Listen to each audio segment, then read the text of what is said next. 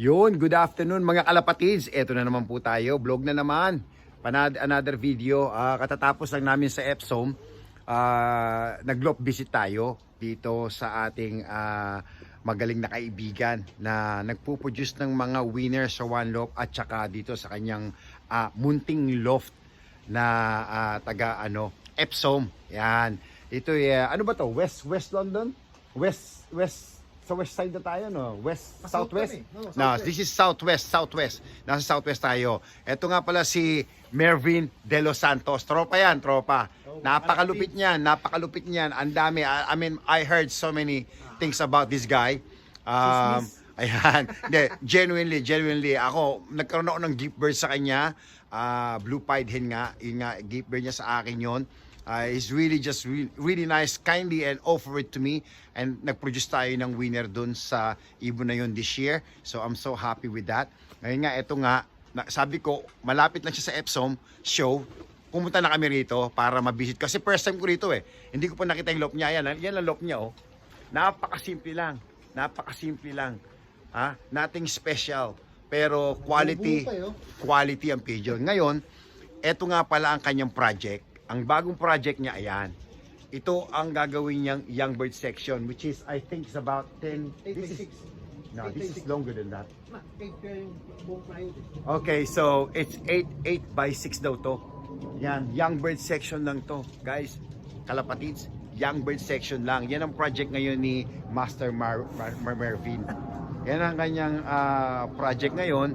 Ginagawa niya, inuunti-unti niya. Alam niyo naman dito sa UK, always what you do is work, and then pigeon is just your pastime basically. So you cannot be a full-time fancier in this country unless you're retired. All right? So ako, yun lang advice ko. Ayan, kamukha niya ni Mervin. Kami rito.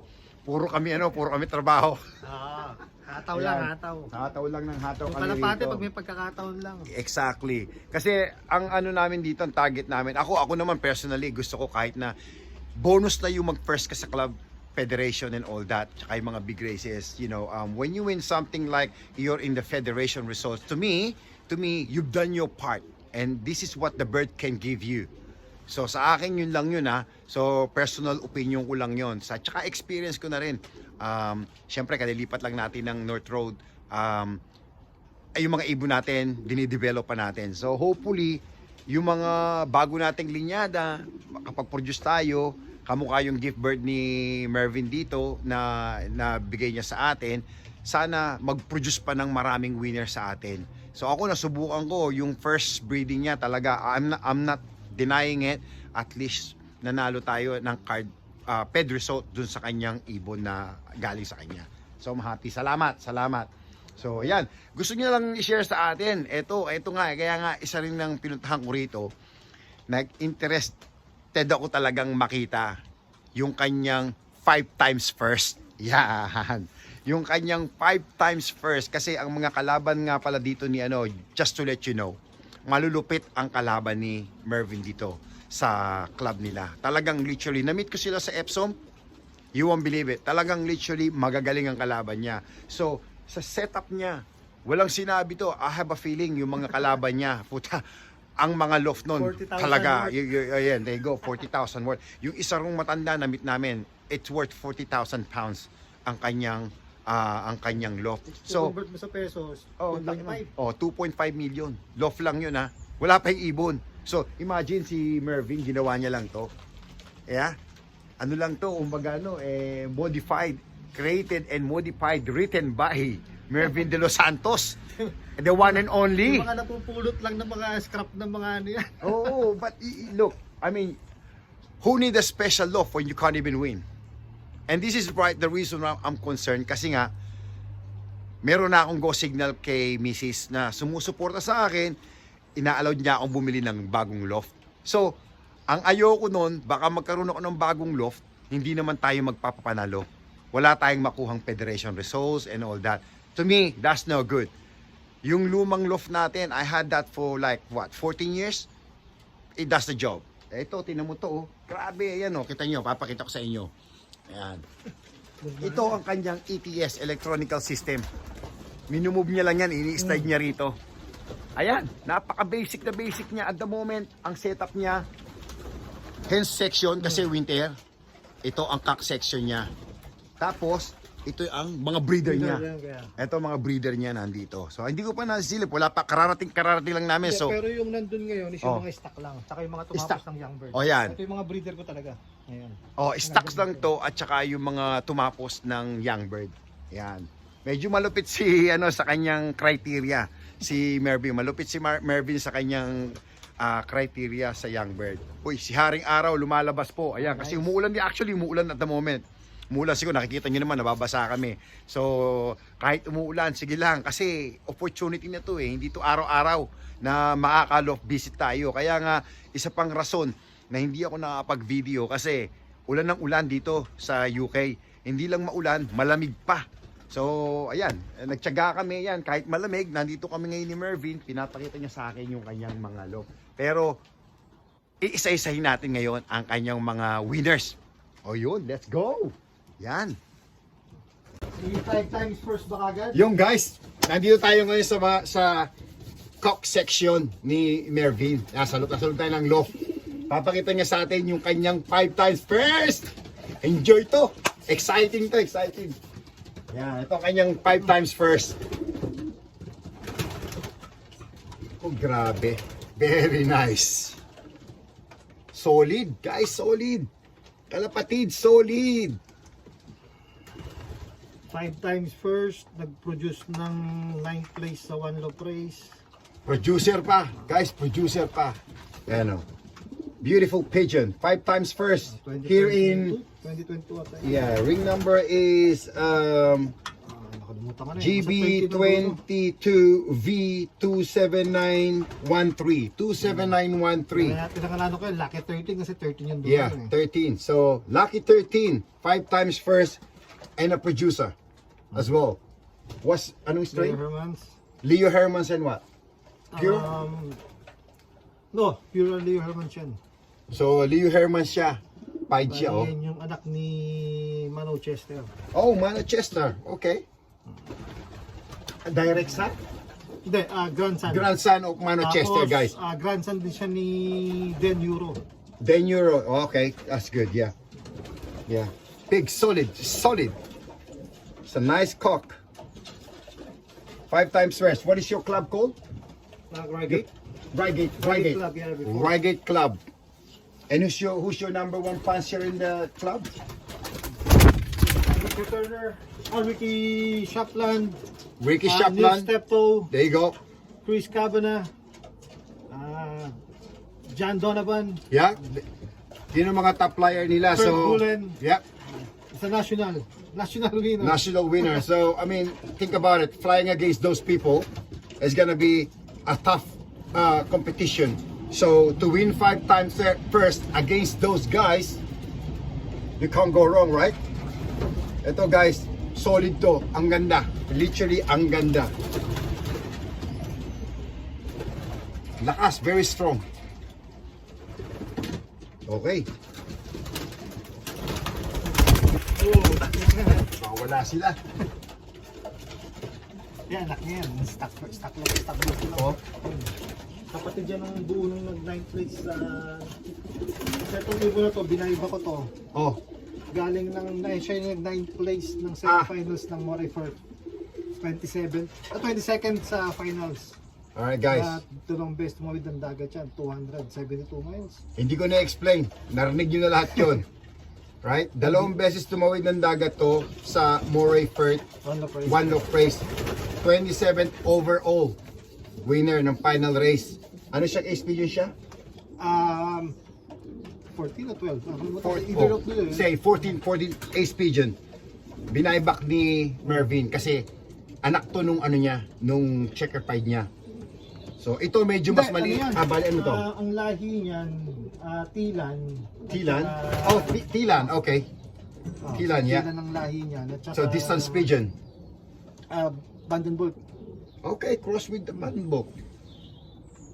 Guys, sprint and distance kinross niya. So again, sabihin ko sa inyo, Vandenberg, Tilan. Hindi kasi yung record nung nanay niya kaya Queen Rose, dalawang beses lang siyang nag-raise ng 350 to 400 eh. Okay, halos okay, middle distance okay. na siya. Middle distance, okay, nag-middle distance na as abandoned bow. Mm. So, na-develop na yung pagka, ano niya.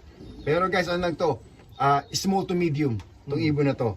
So, it's good for, I'd say, good for 400 miles, itong ibon na to. Buong buo.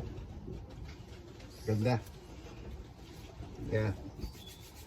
Siyempre, pag mga winner, magaganda, di ba? Andito. Tapang ng mukha, oh. Strong looking pigeon. Light checker. Ito naman, binili lang natin ito, breeder lang to. Ito, breeder lang to. Ano yan, 8 ace pigeon, Okay guys, one low praise, tsaka anong lahi nito? Ganda nito. Layer Hammonds. Ganda nito. Ayun yung tatay ng mga nanditong stockbird ko na babae, maganda kanina. Oo. Siya tatay. Saan yung walo? Northwest. 8 ace pigeon ng Northwest One Low Praise. Na-acquire ni Mervin. Ganda ng katawan, no? Long cast pa siya. Tigas. Diretso, hardback. Kapal ng pakpak, oh. Proper na breeder talaga. Oh, nagwawala na yung mga ibon dito. Galit na galit. Ganda ng katawan nito. Ano nagawa mo? Naku, nangyari. Ito nga natin, paano tayo maano? Ganda. Guys, pinapakita sa akin ni Mervin ng mga ibon, quality. Quality. Ito I mean, I'd say kung ito magbe-breed, kung siguro i-maximize to ni Mervin, maraming papalabas na magaling tong ibon to. Ganda, ganda nito. For a cock ganda oh. Solid na solid ang pakpak niya oh. Buong buo. Tigas pa ng likod, solid. Sipit-sipitan, magkadikit, tapos ang tigas. Ang ganda ng mukha oh. Yan guys oh. You can't go wrong. Ayan. Ito, maliit lang. Ganda. Proper sprinter talaga. Galing. I like this one. This is really nice. Ito, 17 finals ng Shropshire, 8 Okay. ace pigeon. 88 ace pigeon ito. This one is nice. Right, okay. Gusto ito, maganda to. Bali, small to medium size tong kanya. Again, ang sipit-sipitan, sarado, hard kill, makapal. Pakpak niya, oh. Ano? 17 overall. Yeah, check mo rito kayo. May mga ano ko niyan eh. Ang ganda, oh. Para siyang slaty, ang kulay niya. Slaty, hindi siya blue bar. Slaty siya actually. May mga ano ko niyan. Slaty. Ayan. Finisher ng One Low Praise. Yeah, check lang ni Mervin kung ano to. 30 seconds siya ng finals. 30 8 seconds. ace pigeon, yan. Haymaker pinangalan. Wala. Ayan, yung ring Nice. number lang dyan. Ayan ang proof. Ayan, sa mga magtatanong, ayan o, ang proof ng ibon. Ang ring number ay, ayun. Ito, ayan. Dali. Ang ring number, ayan. Ayan ang ring number, oh. GB24A 28182. Ayan. Napakita ko ngayon. Ayan. Uy, lakas. Sorry, nalalagas yung ano. Ayan. GB 281 28182. Yan, yan ang kanyang ring number. Oh. 8 ace pigeon, you can't go wrong. Ganda. Anong lahi nito? Leo Hermans din. Leo Hermans. Guys, Leo Hermans. Ayan, mga kalapatids. Leo Hermans. Ganda ng mga nakukuha mo. Grabe. Ito, hindi ko alam yung lahi na ito eh. Ito, isa na ito. Ganda guys. Ako, in love ako sa mga ibon ni Mervin. Gaganda. Hindi pa breeder yung ano. Hindi pa, ito 24th pa to, bago lang no, last year lang. Ito, record niyan. 72nd ace pigeon yata yan. Tapos, Ito may pagkalaki. Long kill, 75th din siya ng pleasure ng finals, 292 miles. 292 miles. Sa Hooders wins. Pakita natin. Ayan, who dares win? This bird perform. Ayan, ang mga performance itong ibon itong hawak ko ngayon. Ayan, pakita ko sa inyo. Sorry about the glaring on the camera kasi against the light eh. Ayan. Ayan, sir. Ayan, papakita ko lang sa kanila. Ito siya. Oh. Ganda. He's on a large size pero kita nyo naman kahit malaki. Performer naman. Yan ang mga gusto namin dito sa UK. Lalo sa mga one low race. Itong ganda oh. Long kill siya. Again, ang sipit-sipitan, sarado. Ang gandang ibon. Medyo naglulugong pa oh. Yan, ngayon ko pa lang siya mga gamit. Hindi ko pa nagamit yan, breeder. Dakas, 2024 ring. 2024 ring. Good luck. Ito maliit din Lalabas to. to. Maliit lang. Ito naman yung record niya. Ito maliit. Ito tiny. 29th ace pigeon ng Hooders wins, then 59 sa pleasure sa finals. I don't care. Kahit maliit to. Yeah. Ayan guys, oh. Ito ang kanyang performance naman itong hawak ko ngayon. Ayan. Ayan ang performance dito. One loft pa. Lahat ng pinapakita ko, itong mga latest na to, puro one loft. Ayan, finish siya ng one loft. So, ito siya. Maliit siya. Actually, for a small pigeon, no, ang kanyang kill medyo mahaba. Again, sipit-sipitan, magkadikit. Tanyo naman kung gaano kaganda.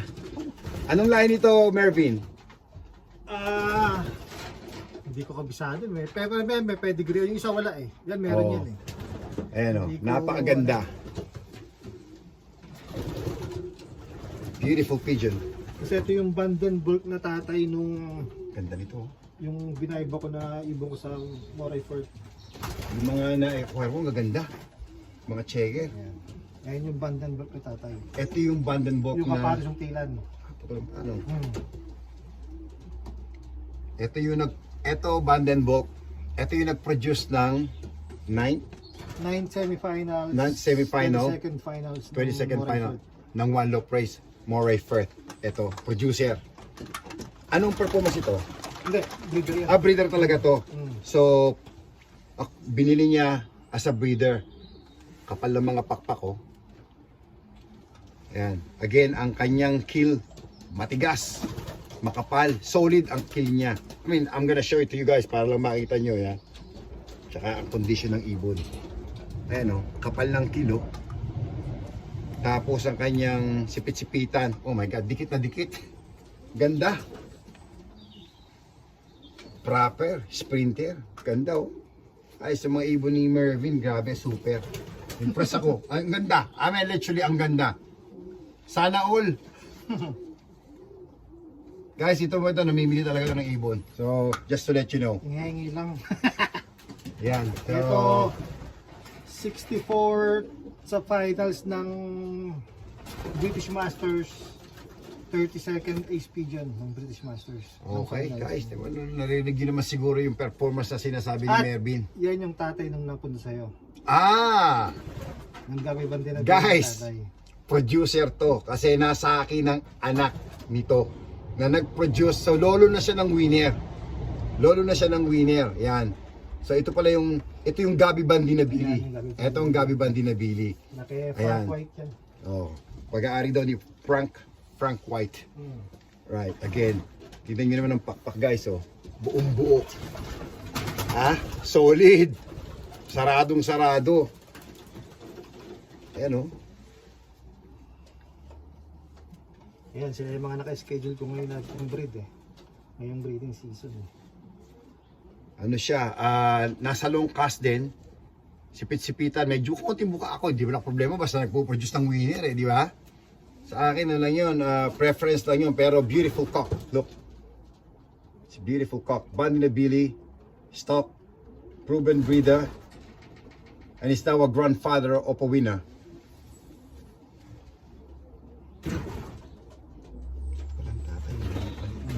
Maliit lang. solid.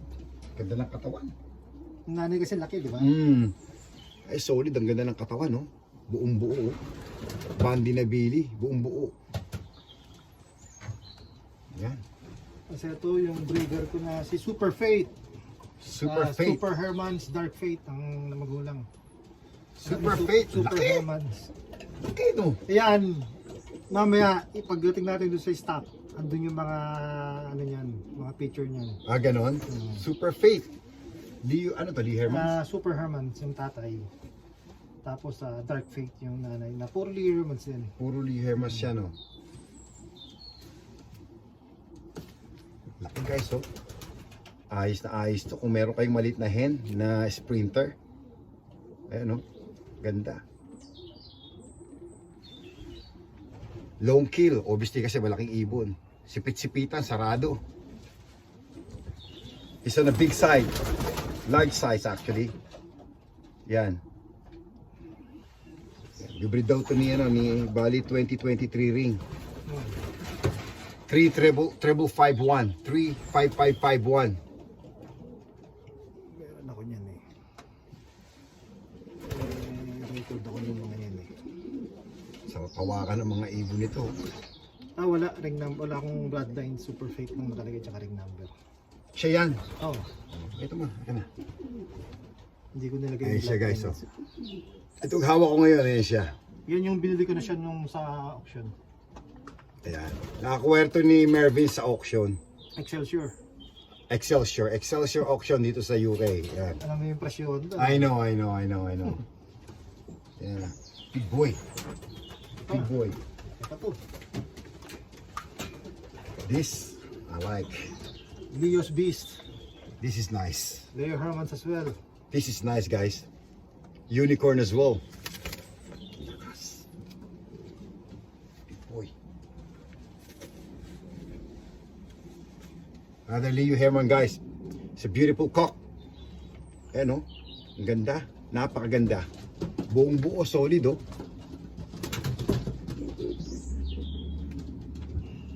Light checker pied. Hindi pa nagano. Tumutubo pa yung last flight niya. Kaya nga di ko nasali sa show eh. Oo, eto nga. Ang ganda nga nito. Tsaka to. Ayan, oh, guys, oh. Ano pang picture. Beautiful. Model to, eh. Mm. Dapat nilalaban daw ni Mervin sa sa show.